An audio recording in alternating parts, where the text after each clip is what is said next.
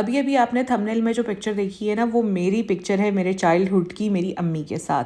और कल था मदर्स डे, तो हमने छोटी सी एक सेलिब्रेशन की थी अम्मी के लिए, तो वो मैं आपको आज के व्लॉग में दिखाऊंगी।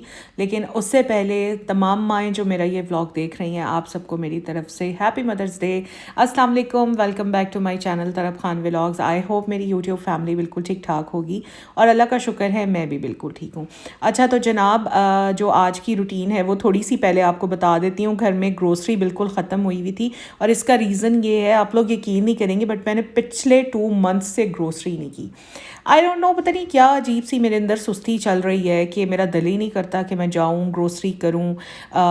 ऑल ऑफ़ यू नो कि थोड़ा तबीयत मेरी अप डाउन चलती रहती है। लेकिन इस बार ना मुझे ये एहसास हुआ है कि जब आप ग्रोसरी नहीं करते ना तो आपको मुश्किल बड़ी होती है, क्योंकि मुझे पता है कि जब मैं एक दिन अचानक से उठती हूँ और मुझे पता चलता है कि चीनी नहीं है घर में, या मैं शेक बनाने लगती हूँ तो मुझे पता चलता है रूह अफ़ज़ा नहीं है घर में, या मैं खाना बनाने लगती हूँ तो मुझे पता चलता है कि कोई ना कोई मसाला है जो घर में नहीं है।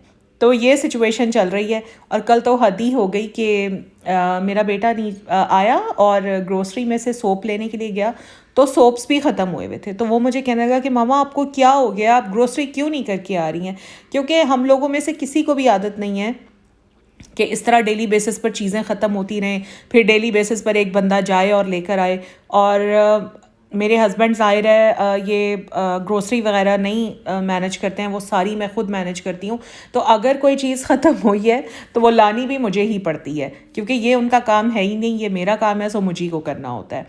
तो जनाब, आप लोग पूछते हैं कि आप कौन सा चावल यूज़ कर रही हैं, तो मैं गार्ड का अल्टीमेट एक्स्ट्रा लॉन्ग चावल यूज़ कर रही हूँ पिछले 3 महीने से। वैसे तो मेरे घर में चावलों का स्टॉक आता है, आप लोगों ने देखा ही है, अक्सर मेरे व्लॉग्स में देखते हैं वो भड़ोला हमने चावलों का रखा हुआ है, तो उसमें स्टॉक हमारा आता है और उसी में सीधा चला जाता है। लेकिन 2-3 महीने से मेरे हस्बैंड काफ़ी बिजी चल रहे हैं, उनके पास टाइम नहीं है, सो वो चावलों का स्टॉक हमारा नहीं आया, तो मैं यही वाला चावल ले रही हूँ। और ये चावल ना मुझे बहुत पसंद है, बहुत ज़्यादा पसंद है।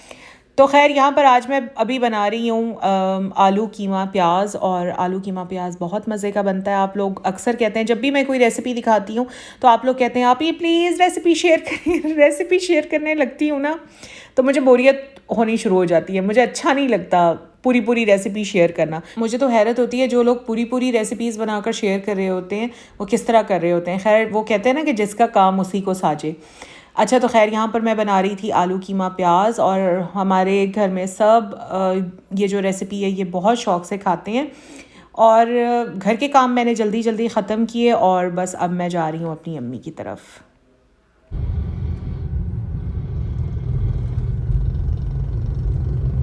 अच्छा तो जनाब, मदर्स डे है, सो मैं और मेरे हस्बैंड जा रहे हैं मेरी अम्मी की तरफ। मेरे हस्बैंड के जो पेरेंट्स हैं, यानी मेरे सास ससुर और मेरी सास, मेरी फुप्पो भी थी, सबसे बड़ी फुप्पो थी मेरी, तो वो हयात नहीं हैं। मेरे सास ससुर दोनों फौत हो चुके हैं और अल्लाह पाक जन्नतुल फिरदौस में उनको आला मकाम और मर्तबा अता फ़रमाए। अगर वो हयात होते तो डेफ़िनेटली सबसे पहले हम उनकी तरफ जाते, उन्हें विश करते, और उसके बाद मैं अपने पेरेंट्स की तरफ जाती। तो खैर यहाँ पर अभी मैं आ गई हूँ एक फ़्लावर शॉप पर, और अम्मी के लिए मुझे लेना है एक बुके। मैं इससे पहले 3 से 4 फ्लावर शॉप्स पर गई, लेकिन इतने मुरझाए हुए फूल थे कि लेने का दिल ही नहीं कर रहा था। इतने महंगे महंगे बुके बनाए हुए हैं और फूल उसमें मुरझाए हुए लगाए हुए हैं, तो फिर लेने का दिल ही नहीं करता। खैर एक छोटी सी फ्लावर शॉप मिली मुझे। शॉप छोटी थी लेकिन वहाँ पर फ्लावर्स बड़े फ्रेश थे, तो मैंने फ़ौरन से पहले एक बुके अम्मी के लिए ले लिया।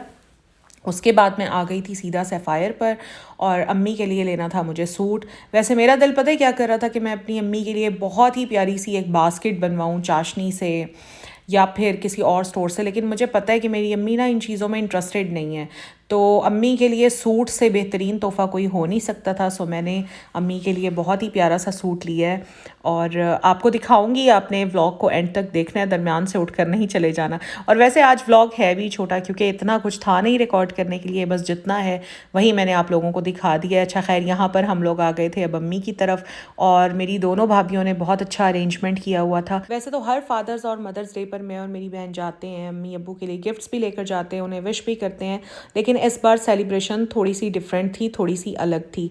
और मेरी दोनों भाभियों का इसमें बड़ा हाथ है कि उन्होंने मेरी अम्मी के इस दिन को बहुत ज़्यादा स्पेशल बनाया और काफ़ी एहतमाम किया हुआ था। छोटे छोटे मौके होते हैं जिसमें हम सब मिलकर बैठ जाते हैं, वरना तो लाइफ इतनी ज़्यादा बिजी है कि यकीन करें टाइम ही नहीं मिलता कहीं जाने का। मुझे तो अगर कोई ज़रूरी चीज़ भी लेनी हो ना बाज़ार से, आप यकीन करें कि मैं तो पहले अपनी ना लिस्ट में लिखती जाती हूँ। जब मेरी 7 8 9 चीज़ें इकट्ठी हो जाती हैं, मैं तो मार्केट भी तब जाती हूँ, अदरवाइज़ मैं तो अवॉइड ही करती हूँ जाने से। तो छोटे छोटे मौके होते हैं जिस पर हम सब मिलकर बैठ जाते हैं, एक दूसरे के साथ गपशप लगाते हैं और चाय शाय पीते हैं। बस 3 लोगों की बहुत ज़्यादा कमी फ़ील हो रही थी, एक मेरी भांजी की, एक मेरी अपनी बेटी की और मेरे बेटे की। तो ये 3 लोग नहीं थे क्योंकि इन तीनों के एग्ज़ाम्स हो रहे हैं, तो ये 3 लोग नहीं आए थे। और अम्मी भी बड़ा बार बार पूछ रही थी कि अगर बच्चे आ जाते तो और ज़्यादा मज़ा आता। तो सबसे पहले हमने अम्मी से केक कट करवाया और उसके बाद एक मेरा भांजा और एक मेरा भतीजा, दोनों ने केक कट किया, क्योंकि ऐसे तो हो नहीं सकता घर में केक आया और बच्चे केक कट ना करें।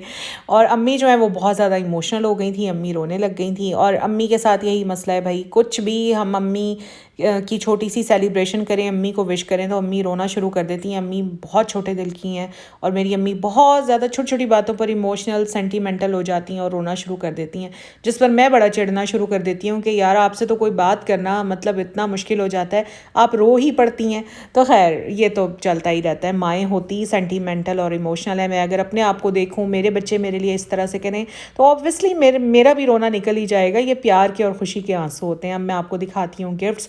सबसे पहले मैं आपको दिखाती हूँ ये वाला सूट जो लिया है मेरी छोटी भाभी ने, ये सफ़ायर से लिया है।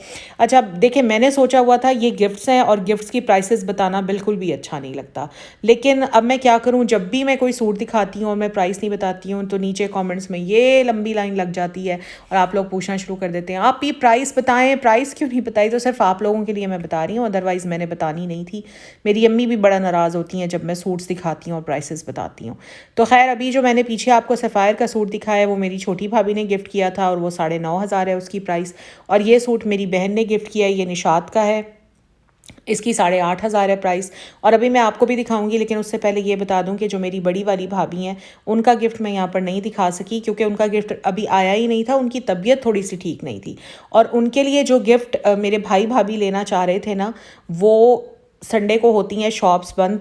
जिस शॉप से उन्होंने लेना था तो वो शॉप्स बंद थी, तो भाई भाभी ने कहा था कि हम मंडे को जाएंगे और मंडे को उनके लिए कोई गिफ्ट लेकर आएंगे, क्योंकि उन्होंने सूट नहीं लेना था, उन्होंने कोई और चीज़ लेनी थी। क्या लेना था वो मैं अभी नहीं बताऊंगी, आपको व्लॉग में दिखाऊंगी जब आ जाएगा। तो यहाँ पर जनाब ये है मेरा सूट, मैंने भी अम्मी के लिए सफ़ायर से सूट लिया था।